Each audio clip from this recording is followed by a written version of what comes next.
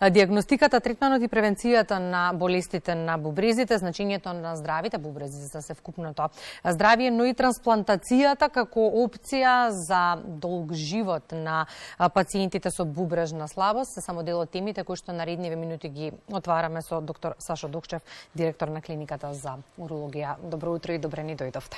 Добро утро, добро е, најдо благодарам на поканата. Среда е ден резервиран за сала и операции и затоа сум дополнително благодарна што ни излеговте во пресред за гостувањето во Македонија. После ова ќе морам да трчам во операцијна сала. Да, знам дека е така, вообичаено секоја среда ви е букиран денот, но имаме актуелна тема на која што сакам да проговориме се во насока на подигнувањето на свеста за неопходноста од одржувањето на здравјето. Спомена и Јована, мисијата на Светскиот ден на бубрегот генерално секоја година е да се подигнува свеста на значењето на граѓаните за значењето на бубрезите како дел од совкупното здравје. Што вели вашето работно искуство низ годиниве? Имаме ли добра здравствена култура? Па, би рекол дека имаме последниве години, да. Се зголемува здравствената култура и се повеќе пациентите се јавуваат во смисла на тие превентивни прегледи да евентуално не се открие некое уролошко заболување на бубрезите. Бубрезите се многу битен орган за одржување на животот. Би рекол, без нив нема живот, освен ако пациентот не се подвргне на хроничен програм на диализа или, што е најдобро, на трансплантација.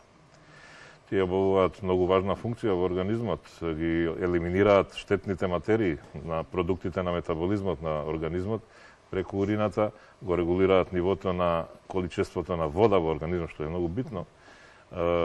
Количеството на размена на тие иони, односно минерали и електролити, го регулираат крвниот притисок, лачејќи хормони, така наречен хормон ренин, го зголемуваат продукцијата на крвните зрнца во крвта со влачењето на хормонот еритропоетин, така да имаат многу кратна функција. И многу е битно да бидат добри. Да, ги споминавте превентивните прегледи. Што подразбираат доктори, колку редовно треба да се прават?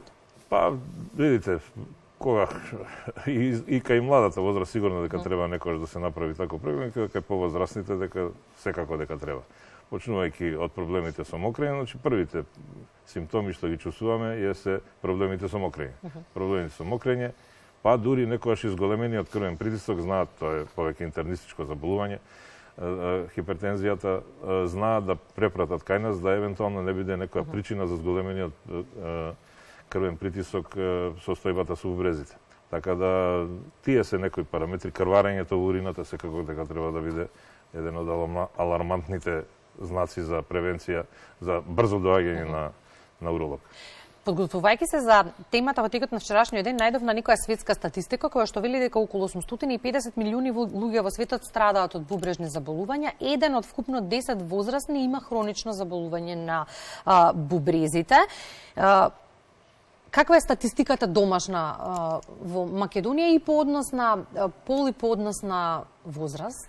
Имате некои податоци? Тоа се све повеќе за интернистичките гранки и податоци. Тие се занимаваат, да кажам, со одржување на здравјето на бубрезите. Кај нас доаѓаат пациентите кога веќе имаат некакви проблеми хируршки за решавање, за операција. Така да има доста. Точната бројка не можам да ја кажам, меѓутоа има повеќе, ги имаат податоците, еве Душко ги кажа од Нефрон, податоците, кај нив се регистрирани тие пациенти кои се на хроничен програм на диализа. Меѓутоа не треба да се доведеме во таква состојба. Тоа е нашата улога. Значи сите проблеми кои се решаваат да можеме да ги решиме. Да го заштедиме и секој нефрон практично од ткивото на бубрегот за да може да го одложиме тој начин на терапија, хроничен програм на диализа и на крај трансплантацијата. Колку актуелната ковид криза се чини со почетокот на војниот конфликт Украина-Русија, заборавивме дека живееме се уште пандемија. Колку актуелната пандемија беше предизвик плюс и за граѓаните, односно пациентите, и за вас? Па ние се трудевме и навистина не прекинавме воопшто со лекување на пациентите со хируршките интервенции изборам. Секако дека приоритет има малигните заболувања. За жал, во овој период имавме малку одолго лекување или го зголемивме времето на чекање кај така наречените бенигни заболувања, кај пациентите некогаш ни замеруваа нормално, меѓутоа немавме друг избор.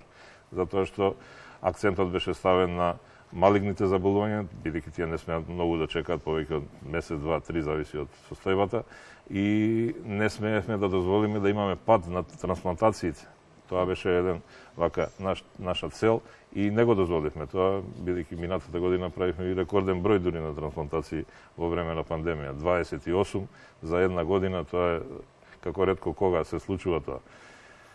Така да ја зголемивме бројот на кадаверични трансплантации, што е многу важно, затоа што од 28-16 се направија трансплантации од кадавер, од починат донор. Тоа е прв пат во една календарска година во историја на македонската трансплантологија.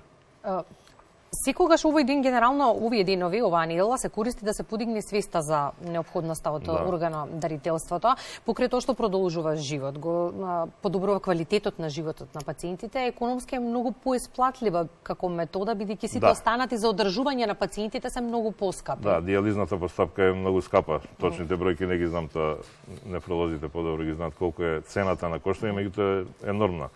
Знам еден податок од порано од Фондот за здравство, дека негде 2/3 од здравствениот денар се троши на хроничен програм на диализа и на лекување на малигните болести, мислам, со цитостатици. Така да огромни се средствата. Трансплантацијата не е да не чини како метода, меѓутоа е далеку поевтина него. Поевтина ја чини државата од пациентите на хроничен програм на диализа. Секако дека треба да се форсира и ова е една од начините, можностите како треба да се води кампања. Значи, ние перманентно треба да видиме кампања и благодарение на вас, новинарите, што често не повикувате во овакви емисии, да ја потикнеме свеста кај граѓаните за органодарителство. Тоа нема повисок чин на хуманост од дарувањето на орган. И предизвиците кои што доаѓаат со органодарителството се многу сложени, дури и за посложени системи здравствени од нас, но се чини дека тука ентузијазмот на здравствените работници доминира за успех. Токму така, се уште, и после толку години, јас сум скоро од 91-2 година вклучен во овој програм на диализа, како помлад, прво, втор асистент, па прв, па од 2012 и шеф на тимот за трансплантација. Така да се уште ме држи ентузијазмот и не ме напушта. Седур работам ќе биде така. Какви се приказни слушате, на какви се приказни наидувате низ години? Ве споменавте расте бројот на трансплантациите и тоа радува, но кога станува збор за трансплантација, тука се две страни на приказната. Од една страна сочувството за животот кој што згаснува и од друга страна оној кој што се спасува. Така е. Тоа е кадаверична трансплантација за разлика од живата трансплантација или living donor трансплантацијата. Е многу поразлична. Живата трансплантација ние ја организираме на ниво на клиника. Значи, кога имаме пар, ќе закажеме операција и ќе го оперираме. Меѓутоа, за кадаверична трансплантација треба огромна организација, тоа е на државно ниво. Почнувајќи од владата, би рекол, преку Министерството за здравство, националниот координатор, болничките координатори, и така се, значи, еден мултидисциплинарен пристап, и така се менаџира кадаверична трансплантација, се дур органите практично не дојдат до нас за да ги трансплантираме. Секако тоа е огромна траума, тоа е задача на националните координатори, болничките координатори да комуницираат со семејството кое мора да се сложи за да се земат органите. Еве сега не се само бубрезите, него од предминатата година, драго ми е што и колегите од кардиохирургија трансплантираат срце. Значи треба и за тоа согласност и за ова треба. Така да тешки моменти се тоа да во една тага и болка вие ги дадете органите на починатиот од својата фамилија, меѓутоа има успех и во тоа, значи се зголемува свеста. Која опција е почеста, кадаверичната или живата трансплантација? Многу повеќе жива трансплантација е кај нас присутна, мислам, годините наназад. Еве, последниве неколку години, ние 2014 година успеавме да ја возобновиме практично кадаверичната трансплантација, целиот тој програм, после 25 години од застој.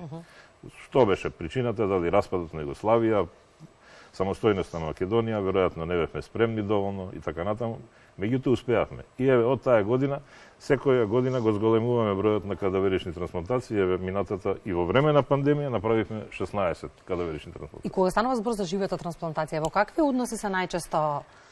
Живата трансплантација е опција која е можна и во поголем број на земјите од Европа кадаверична трансплантација е доминантна.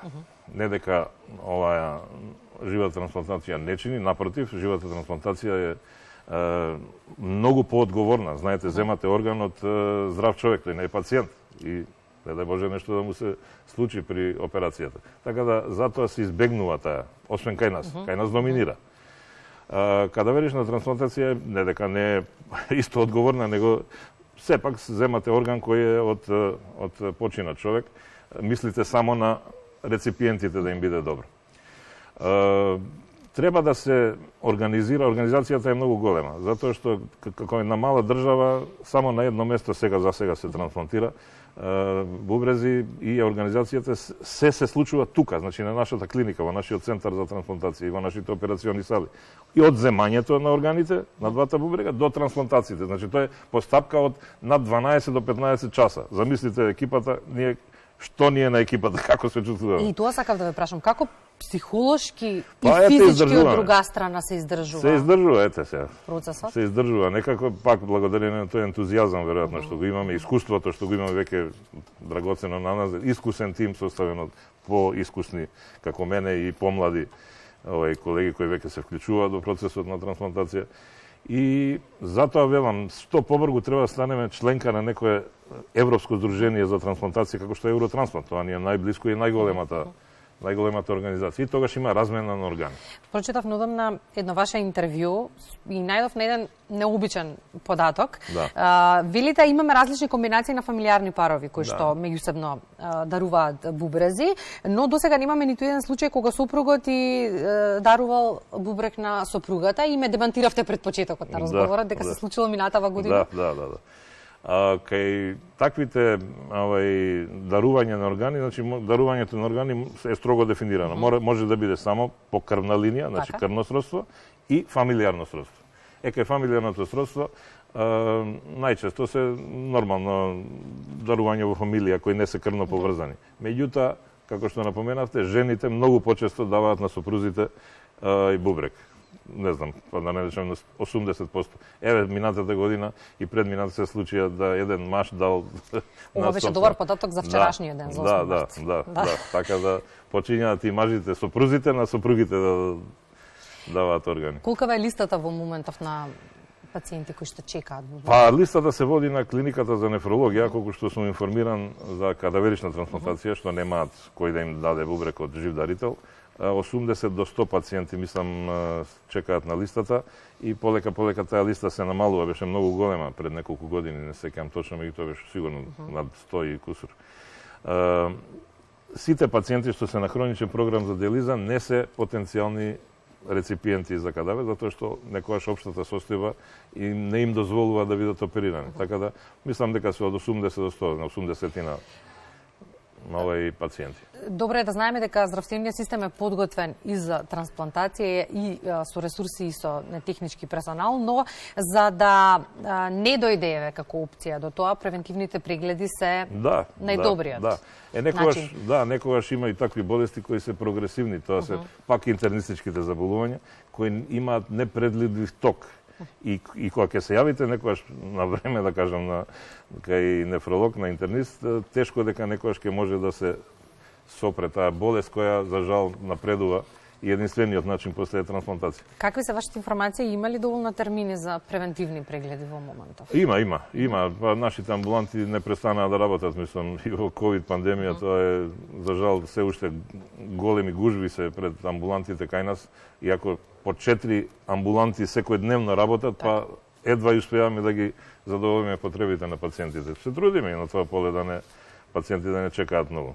Доктор Душев, благодарам за гостувањето во утринската програма. Нема да ве задржуваме многу, бидејќи салата ве чека за операција. Благодарам. Благодарам на поканата.